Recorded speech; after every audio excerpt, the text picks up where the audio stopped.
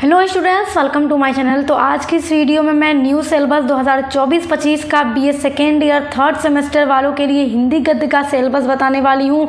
नवीनतम पाठ्यक्रम के अनुसार आपका ये सिलेबस है जो न्यू एजुकेशन पॉलिसी 2020 है, उसी के तहत आपका ये सिलेबस है। तो सभी यूनिवर्सिटीज़ में जहाँ NEP 2020 के अकॉर्डिंग लागू हो चुका है सिलेबस, तो आपको यही पढ़ना है क्योंकि आपकी सभी परीक्षाएं सेमेस्टर वाइज हो गई हैं।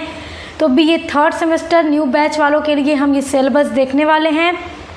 हिंदी साहित्य का ये सिलेबस है, हिंदी गद्य का, यानी आपको बीए थर्ड सेमेस्टर में हिंदी गद्य पढ़ना है और इसी हिंदी गद्य का सिलेबस हम देखेंगे और ये सिलेबस सभी यूनिवर्सिटीज़ के लिए है।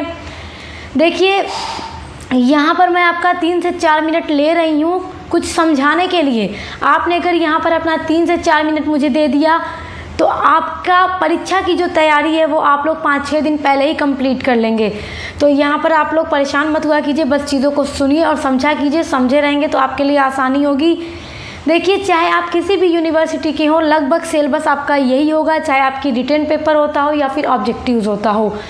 बस लगभग कुछ यूनिवर्सिटीज़ में देखिए क्या होता है ना कि पेपर 2 खंडों में होता है, पेपर 1 और पेपर 2 होता है। तो लखनऊ यूनिवर्सिटी या फिर DDU यूनिवर्सिटी जो है गोरखपुर, वहाँ 2-2 पेपर होता है हर सब्जेक्ट का। तो आपका होगा कुछ अलग से नहीं, सिलेबस आपका यही होगा। बस किया जाता है कि एक सिलेबस में 8 यूनिट होती हैं, तो आपके पेपर 1 में 4 यूनिट दे दी जाती हैं और उसका एक पेपर हो जाता है। और फिर 4 से फिर जो यूनिट नंबर 5, 6, 7, 8 होती हैं, लास्ट की 4 यूनिट वो पेपर 2 में रख दी जाती है। तो चीज़ें वही सेम होंगी, बस आपका 2 पेपर होगा। तो लखनऊ यूनिवर्सिटी और DDU वालों के लिए होगा। तो आपका भी सिलेबस यही होगा और आप किसी भी यूनिवर्सिटी के हों तो भी आपका सिलेबस यही होगा।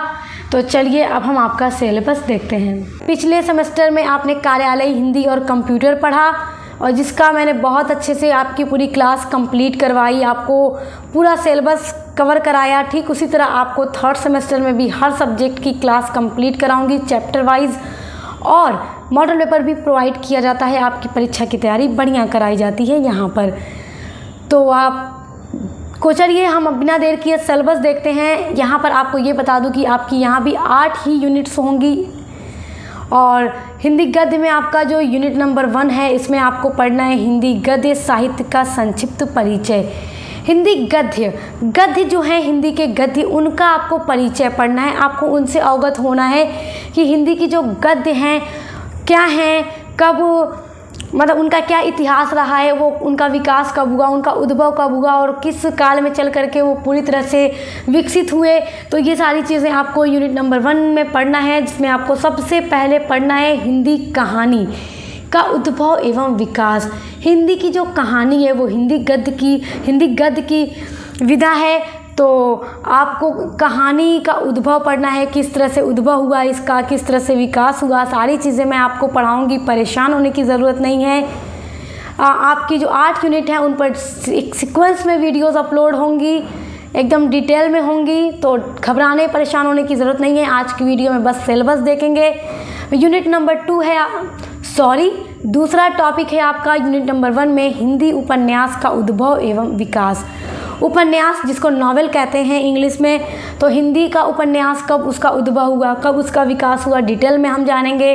तीसरा टॉपिक है हिंदी नाटक के बारे में देखना है, वही उद्भव एवं विकास। चौथा टॉपिक है हिंदी आलोचना का उद्भव एवं विकास। हिंदी आलोचना भी हिंदी गद्य की विधा है, इसके बारे में हम जानेंगे। इसका उद्भव कैसे हुआ, किस काल में हुआ और किस काल में जाकर के विकसित हुआ, ये सारी चीज़ें हम देखेंगे।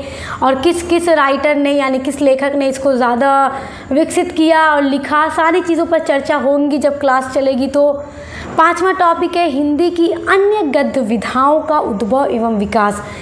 इस 5वें टॉपिक में आपको हिंदी की जितनी अदर गद्य विधाएं हैं, जैसे कि यात्रा वृत्तांत हो गया, संस्मरण हो गया, रेखा चित्र हो गया, डायरी हो गया, रिपोर्टाज हो गया, रेखा चित्र हो गया, जीवनी हो गया, व्यंग्य हो गया, आत्मकथा हो गया, इन सभी चीज़ों के बारे में भी हम डिटेल में जानेंगे 5वें टॉपिक में। तो ये यूनिट नंबर 1 के 5 टॉपिक उम्मीद करती हूँ अब आप समझ गए होंगे। आइए यूनिट नंबर 2 देखते हैं। यूनिट नंबर 2 में आपको पढ़ना है हिंदी गद्य की महत्वपूर्ण विधाओं का संक्षिप्त परिचय। यूनिट नंबर 1 में आप उन्हीं हिंदी गद्य की विधाओं का इतिहास जानेंगे, उनका उद्भव एवं विकास के बारे में जानेंगे कि किस तरह से वो शुरू हुई, उनका उद्भव कैसे हुआ, उत्पत्ति कैसे हुई, उसका विकास कैसे हुआ। और यूनिट नंबर 2 में आकर आप उन्हीं गद्य विधाओं के बारे में उनसे परिचित होंगे कि आखिर कहानी है क्या, कहानी को किस लेखक ने सबसे पहले लिखा और कैसे ये विकसित हुई, कहानी कहते किसे हैं।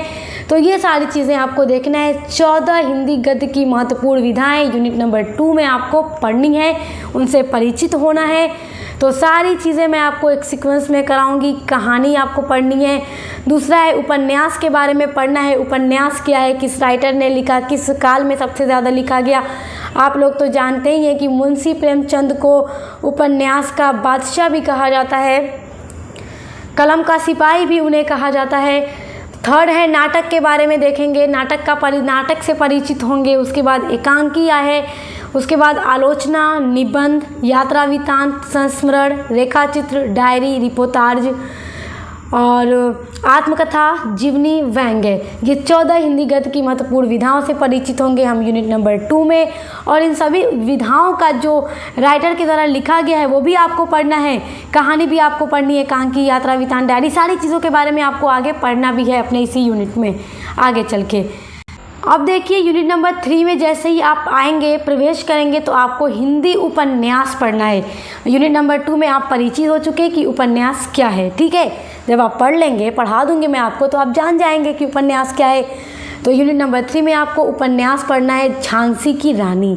झांसी की रानी एक उपन्यास है जिसको लिखा है वृंदावन लाल वर्मा ने। तो विद्यार्थी संस्करण आपको पढ़ना है, ये बात याद रखिएगा। तो झांसी की रानी उपन्यास आपको पढ़ाऊंगी, इससे जुड़ा सारा इंपॉर्टेंट क्वेश्चन आंसर सब आपको दिया जाएगा एग्जाम के लिए। यूनिट नंबर 4 में आपको हिंदी कहानियाँ पढ़नी है। हिंदी की कहानी में आपको पहली कहानी पढ़नी है पंच परमेश्वर, बहुत अच्छी कहानी है, प्रेमचंद की कहानी है, ये आपको पढ़ना है, सब मैं आपको पढ़ाऊंगी। दूसरी कहानी है पाजेब, पाजेब के राइटर हैं जैनेन्द्र, ये आपको पढ़ना है। तीसरी कहानी है पर्दा, पर्दा को लिखा है यशपाल ने। इधर राइटर्स के नाम है, इधर कहानी के नाम है, ध्यान दीजिएगा। चौथी कहानी है गैन ग्रीन, जो लिखा है अगेय जी ने। पांचवी कहानी है तीसरी कसम, जिसको लिखा है रेणु जी ने। और छठी कहानी है पिता, जिसको लिखा है ज्ञान रंजन जी ने। तो ये 6 कहानियाँ आपको यूनिट नंबर 4 में पढ़नी है, सभी को हम पढ़ेंगे बहुत डिटेल में। अब देखते हैं आपका यूनिट नंबर 5। यूनिट नंबर 5 में आपको हिंदी नाटक एवं एकांकी दोनों पढ़ना है। देखिए यूनिट नंबर 5 में हिंदी के नाटक भी पढ़ना है और हिंदी के एकांकी दोनों एक ही यूनिट में आपको कर दी गई। पहला है नाटक, नाटक है जयशंकर प्रसाद का ध्रुव स्वामिनी।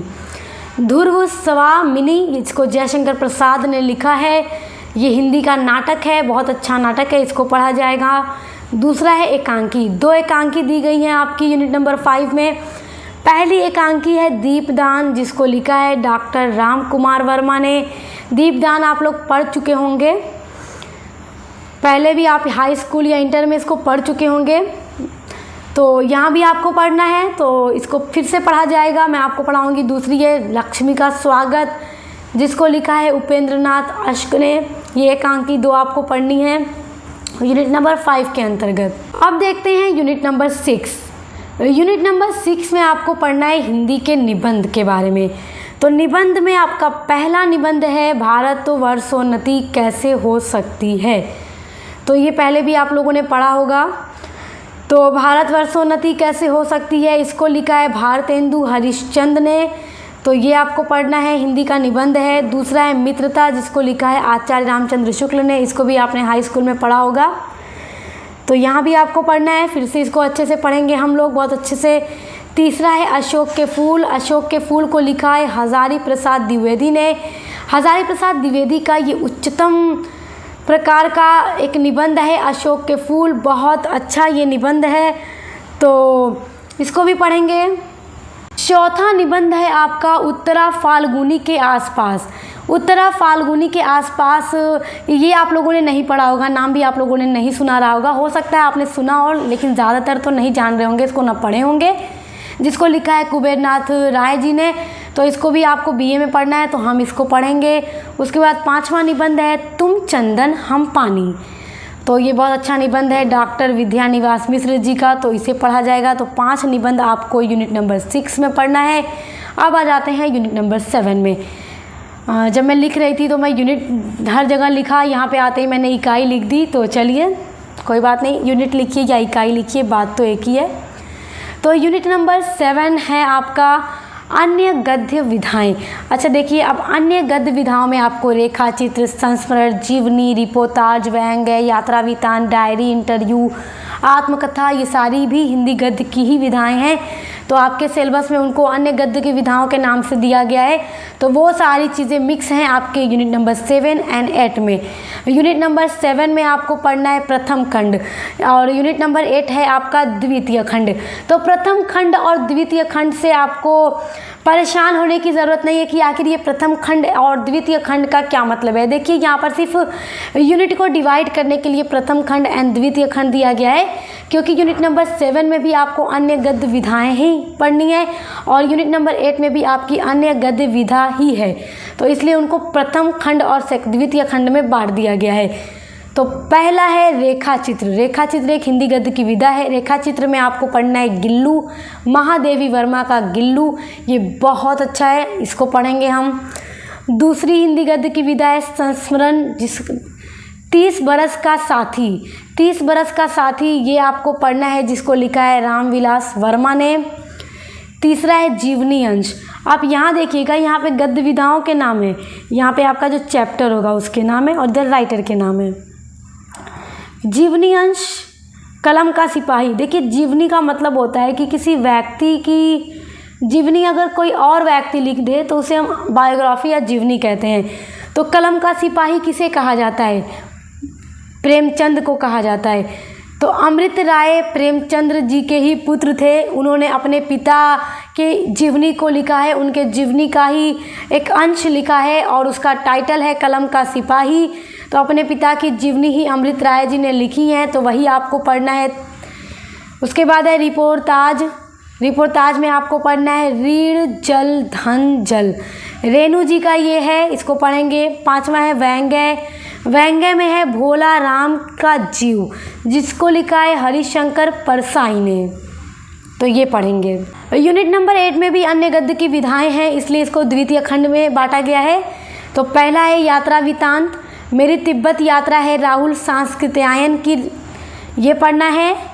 उसके बाद है डायरी। डायरी में है एक लेखक की डायरी, मुक्ति बोध का है ये, इसको पढ़ेंगे। तीसरा है इंटरव्यू। इंटरव्यू में है आपका मैं इनसे मिला।